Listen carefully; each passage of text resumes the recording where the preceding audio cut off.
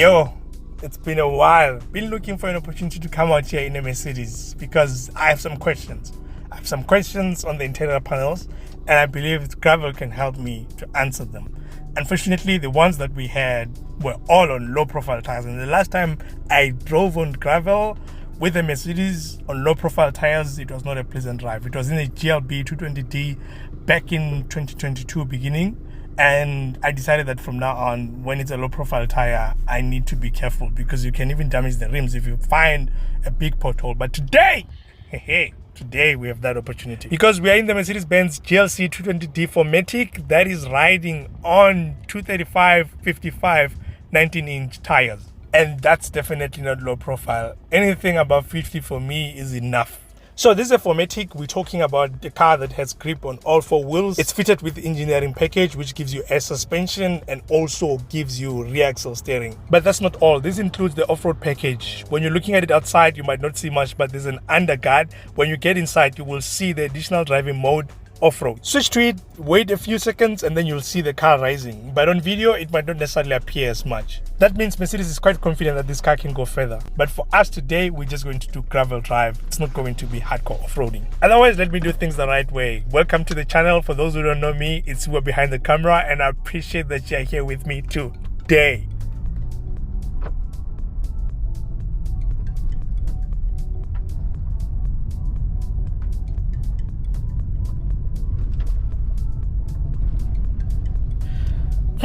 So we are on the road now, and yeah, before we talk about feelings, I think let's talk about variants and prices. So this is the lowest spec. No, not the lowest spec. With Mercedes, spec really depends. Let's say this is the least powerful and least expensive of the three variants that are on offer right now. You either get the GLC 220D, which is the one we are in right now, 300D, or you get the 300, which is a petrol. This one starts at 1,124,000, and then if you go for the 300, it goes to 1,243,000. Then if you go for the 300D, it's 1,323,000 rands. Those are base prices before you add any specs or optional specs rather. And the power figures correlate with the prices as well. Across the lineup, you get the 2-liter 4-cylinder engines. And obviously the difference is the petrol and the diesel. In here you get 145 kilowatts, 440 newton meters of torque.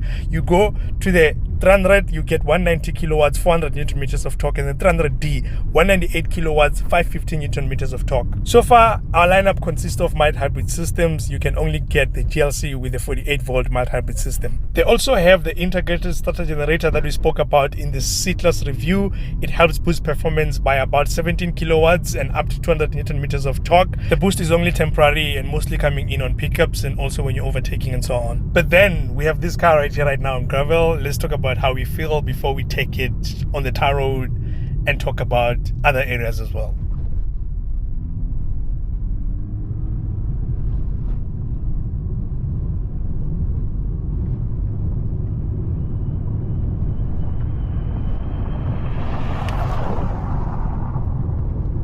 So yeah, the gravel road, and you know, I'm trying to think of a way to put this in a way that you can understand. And the best way for me is to just, you know, I'm visualizing a body on frame car in my mind where I can separate the lower part and the body, which is the upper part.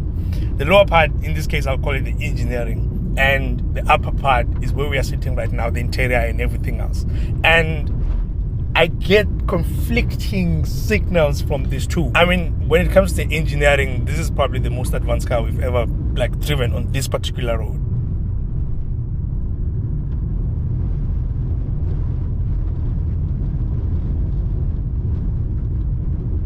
And that's exactly what you feel when you're on gravel road. I mean, this is an imperfect road in so many ways. The tires, you can feel that they're fighting for grip with each and every spin. But this suspension is trying as much as possible to delete the imperfections in terms of the imbalance of the road. And that is something that is giving you that, you know, I'm in a well-cushioned, comfortable car. This suspension is doing a great job. Other people might find it to be a little bit too soft. Because, you know, if you're used to hard rides, especially when you're on gravel, it might feel like it's artificial a bit. But I'm in for it because I'm expecting it to be like this, and I know that it should do much better because it's an adaptive air suspension. Then you have a matter of the axle steering. That thing is helping a lot. I mean, what they've done here, the engineering here is quite amazing actually, because when you're driving like just below 60 kilometers per hour, the rear wheels, they're turning in an opposite direction compared to the front wheels. But when you're driving above 60 kilometers per hour, they are going in the same direction to help you keep the car in control. And what you do, especially when you're driving on gravel roads sometimes, is that even if you have like a 4x4 on 4H, depending on how long the car is, you can still feel like the tail is trying to just, go to the side a bit. And that's when then the system is coming in to keep the car in control. Here, you don't necessarily feel that per se, because already by the time you're shifting to one side, from one side to the other, even if it's not big adjustments to the steering wheel, sometimes with other cars you can feel that you really need to hold on to the steering wheel. But here it feels like it's just flowing, it's like it's moving on the same wavelength. The front tires and the rear tires are just moving on the same wavelength. That helps a lot in terms of keeping control on gravel road in this case. But yeah, as I said, there are two layers here: the lower part and the upper part. Now, on the upper part, it's giving me a different kind of feeling, because I'm thinking, the interior, I think some of the interior bits, because of the material choice, it's not giving you the ultimate comfort because of the sound that it makes. As much as you have this package right here that is supportive underneath and everything else, in here you still have some squeaks, some bits and pieces that are just rattling here and there.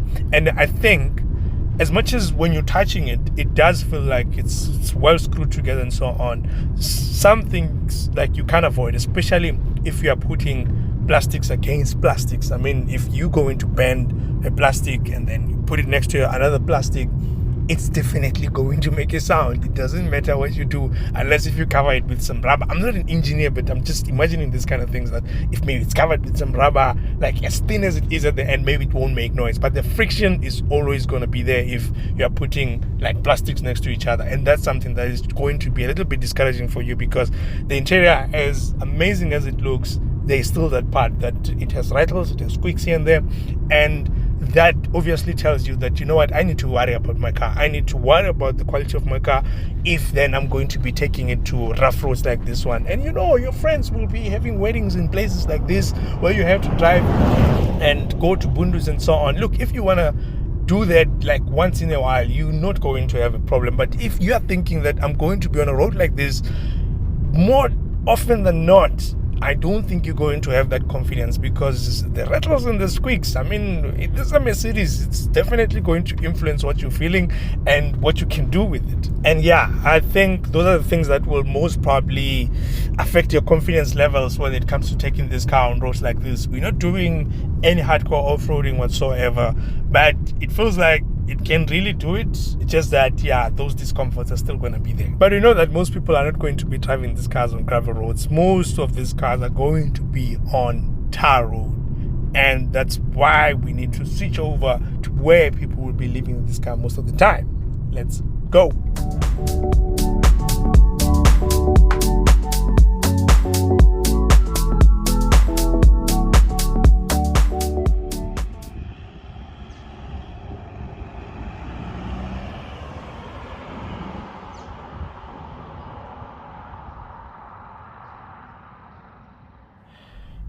SUVs have become like the staple of this country when it comes to daily driving cars. I mean, there's a lot of SUVs on the road. People prefer them every day, and we can agree that they're not the most agile, they're not the most like maneuverable cars, because they're big, they're long.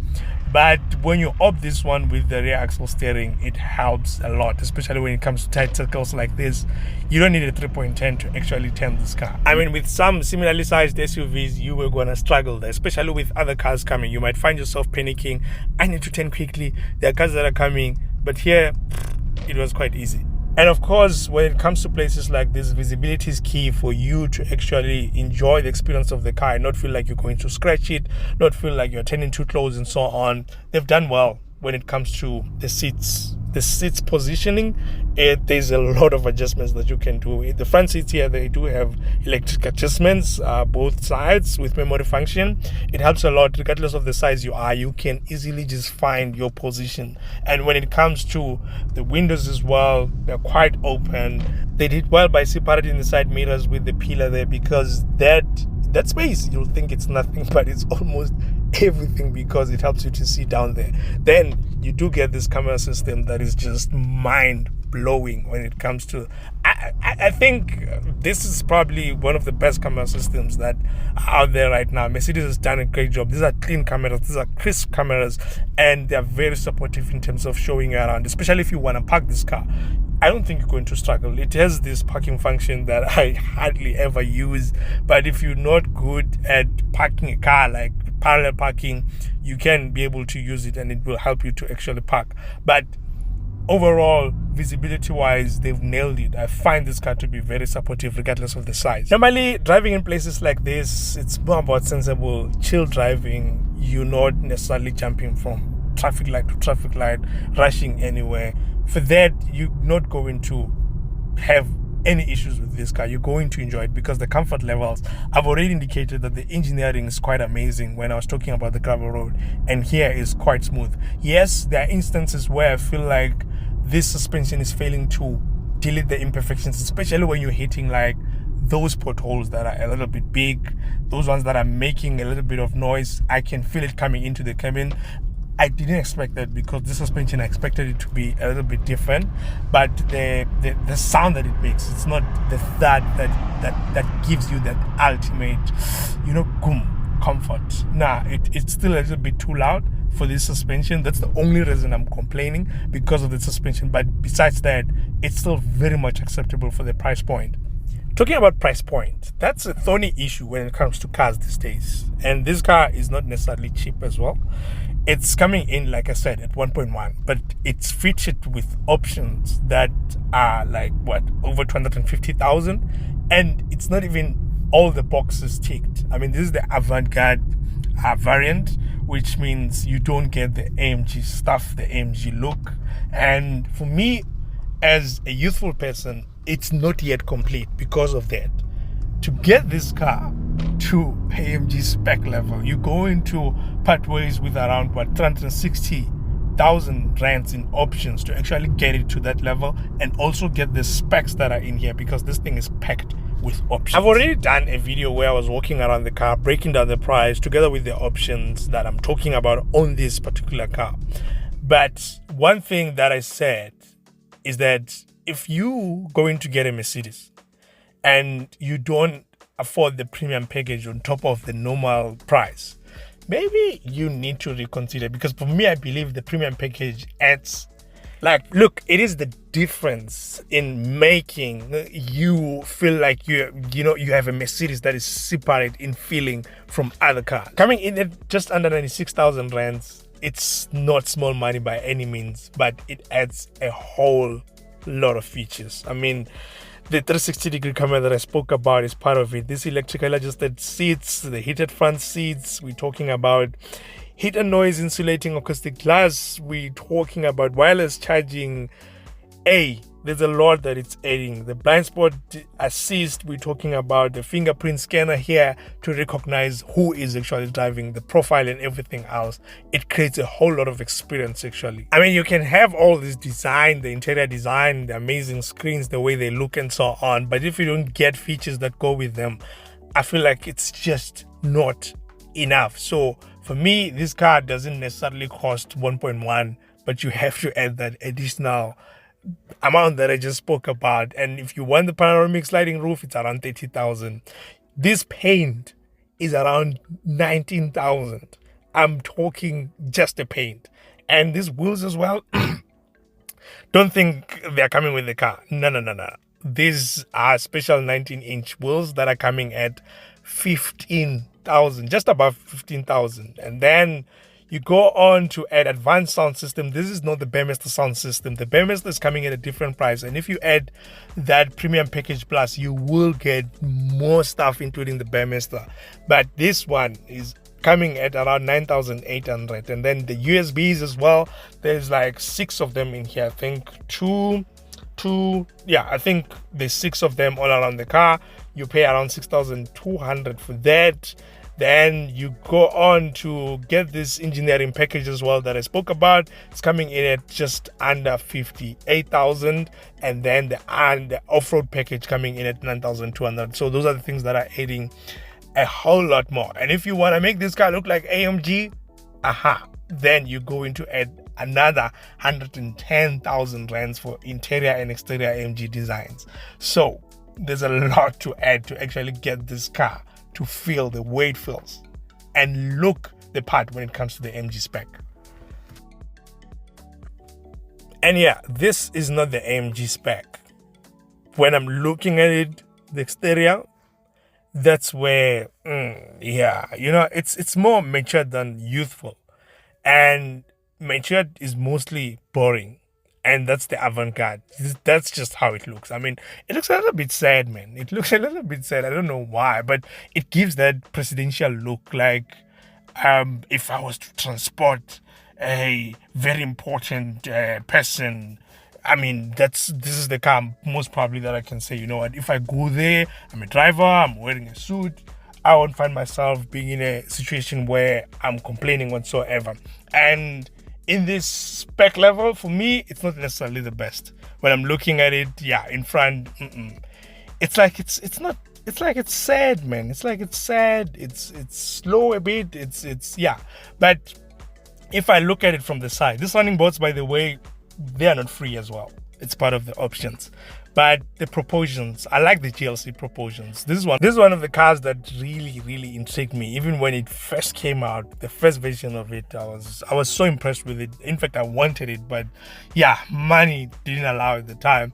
And now looking at it, it's just growing and growing. And I'm thinking, you know what, the way it looks right now, it's so sophisticated that one might think that the people who used to afford MLs back then, because right now cars are quite expensive, they might look at it and be like, you know what, GLE, it's quite big, it's quite expensive, but when I'm looking at this, it looks like now I can relate, you know.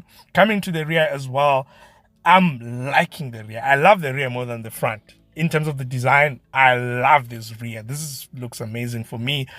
It's not complicated. One thing maybe that I have a gripe with is that bar in between the lights. Why is it black? I mean, couldn't it be chrome? Maybe I'm just used to chrome or something. But the use of chrome on the bumper and so on, I'm liking it. The sequence of the lights when they're turning on, I like that as well. It's something that is just, this little bits and pieces of these touches that are just making the car to be like, you know what, more sophisticated, more premium. It looks like luxury when you're approaching it from the rear. It looks amazing. Open the boot and you are like, I didn't expect to have so many features in a boot. I mean, this car has buttons in here that will help you do a lot of stuff. One of the most interesting, of course, is this one where you can lower the car. Wherever you are coming towards the car and you're holding stuff and you're going to have to lift your hands quite high and they're quite heavy, someone might lower it for you and then you just put the stuff in the car as low as it is. Then afterwards you can just raise it. And then there's stuff that is in here as well. To take the seats down, it's not something that you need to go around. There are buttons here and here that can help you to do that. To actually get the tow bar as well, it's retractable. It's here, but it's hidden. If you just touch on this button right here, it's definitely coming out, and then you can hook whatever trailer that you have. It also has a spare wheel, which is a nice thing because it's not always that you're going to get a spare wheel when it comes to a Mercedes. The boot as well, it's quite well proportions, open enough, it's boxy. You can pack a lot of stuff in here. Just looking at it right here, it looks, I think it's more than the X3. Looking at around the normal H6, I think it's almost that size. So for me, I think it's enough for what you need when you're traveling. It's quite open. But picking it up means you're going somewhere far with your people and you're going to hit the open road. And that is where this car shines.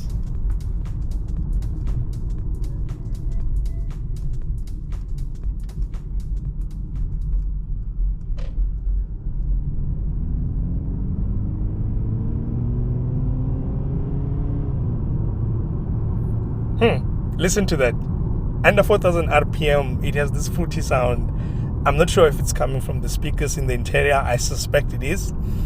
But just when it hits 4,000 RPM, that diesel krach, that is a little bit like scratchy, is coming out.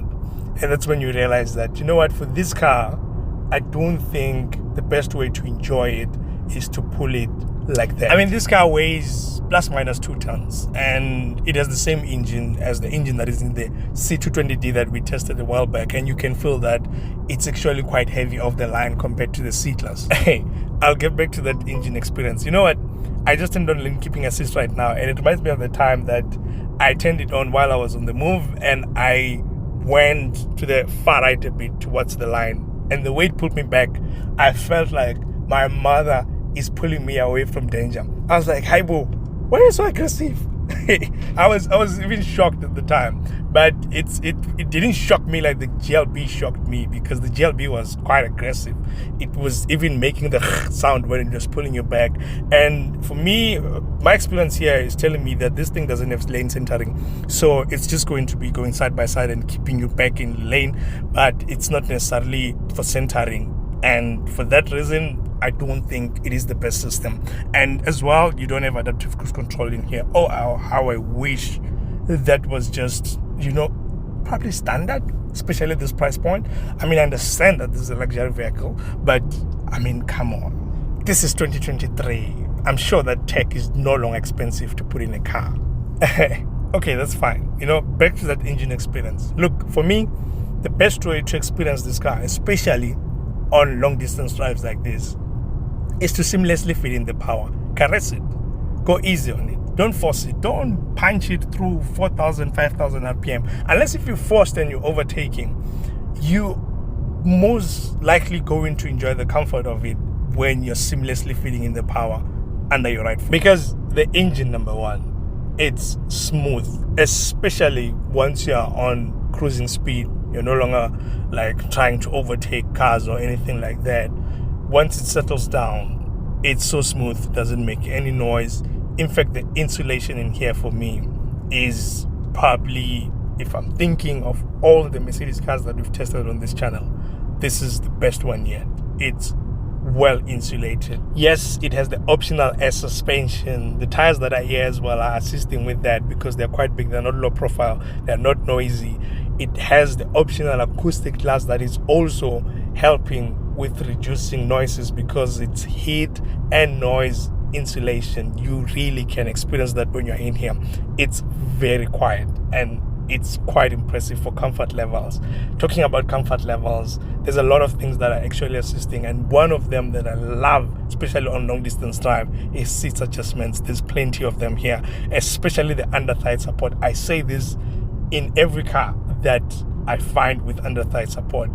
What a dream it is to drive in cars that have under thigh support, because wow, if you don't have for long distance drive, by the time you get there after 300, 500 kilometers, you'll feel that, you know what, I'm hating. Look, I'm enjoying the comfort level so much that even this dynamic select button, I hardly even play with it because it has various driving modes. You can put it on off-road that we already spoke about, which is not necessary out here. You can put it on eco. It starts on comfort and then sport. Eco, I understand, especially on long distances like this. There are benefits which we'll talk about in a bit. But sport mode, I'm not sure about. I'm not sure if it's necessary in here. Yeah, I understand. Maybe some days you might want to pull the car hard and you want it to hold gears long and so on. And that's just one thing that I'm feeling about the sport mode. I'm not feeling like it's changing the steering wheel in terms of how agile the car is and so on. Probably it's happening, but I'm not feeling a material difference. Where I'm feeling the difference is that it's lowering the suspension, allowing you then to be a little bit like closer to the road so that you can get some confidence on sharp curves, especially with the optional rear axle steering. It helps with that as well. I mean, you can feel on curves as well that the suspension is trying to balance the car as much as it can. You don't necessarily get a lot of body roll as much as it's there because this is a tall car, but otherwise I would rather just put it on comfort because I won't even need to hit the sharp curves with high speed. Okay, let's give the government what's due to them after using their road. Hey guys, but do you see this Mercedes augmented navigation experience, whatever they call it. It's quite amazing actually, because this screen is clean when it's turning on the cameras to show you where you need to turn, which off ramps you need to take. It's just a different experience. I love what it does. Just look at it. As I'm going to talk about that eco mode, and the impressive thing about it is that this system, the way it's tuned, it has this thing called coasting, especially when you're on eco and you're doing like that long distance travel. And what it does is that it manages to understand the slope and knows when to use momentum instead of the engine. Shuts off the engine when the slope is going a little bit downwards, and when it's a little bit flat, when it can use the momentum. It shuts off the engine, saves you fuel. This thing is very impressive with fuel consumption. This is a heavy car. I mean, it's like 2 tons or so, and it has a 66-liter tank, but it can give you a range of close to 1,000. I'm sure if you drive just around 120 and below, you can get more than 1,000 on one tank. 1,000 kilometers, I mean. This is quite impressive when it comes to fuel consumption. And another impressive thing is that the comfort is also appreciated through the design elements. I mean, the reach of the screen, the way it's just pulling towards you when it comes to the buttons, and anything that you don't necessarily need when you're driving is quite far from you. The steering wheel as well, the controls, as much as they're touch and so on, I'm not finding them to be too fiddly and so on. They're not disturbing me. Yes, there are areas that maybe at some point I feel like, it could have been a little bit better. It could have probably been covered in some materials that are a little bit softer and so on. I mean, piano black here, it's quite hard, you can tell. And when you're touching the screen as well, you're leaving the fingerprints. You probably have to be moving around with some fiber cloth and so on. And the door panels on top, when I'm touching it, it's soft touch, but it's a little bit hard. But otherwise, you do get that sense that this is a premium vehicle, and one that I thoroughly enjoyed, especially from comfort perspective. It's not perfect, but in so many ways, it justifies the asking price, especially in the current economic conditions. Anyway, should you decide to pick it up, you're looking at a 2-year or unlimited kilometer warranty and a 5-year 100,000 kilometer maintenance plan as standard. As for you and I, this is where we ended today, and I appreciate that you were here with me throughout. Thank you. Till next time, I am out.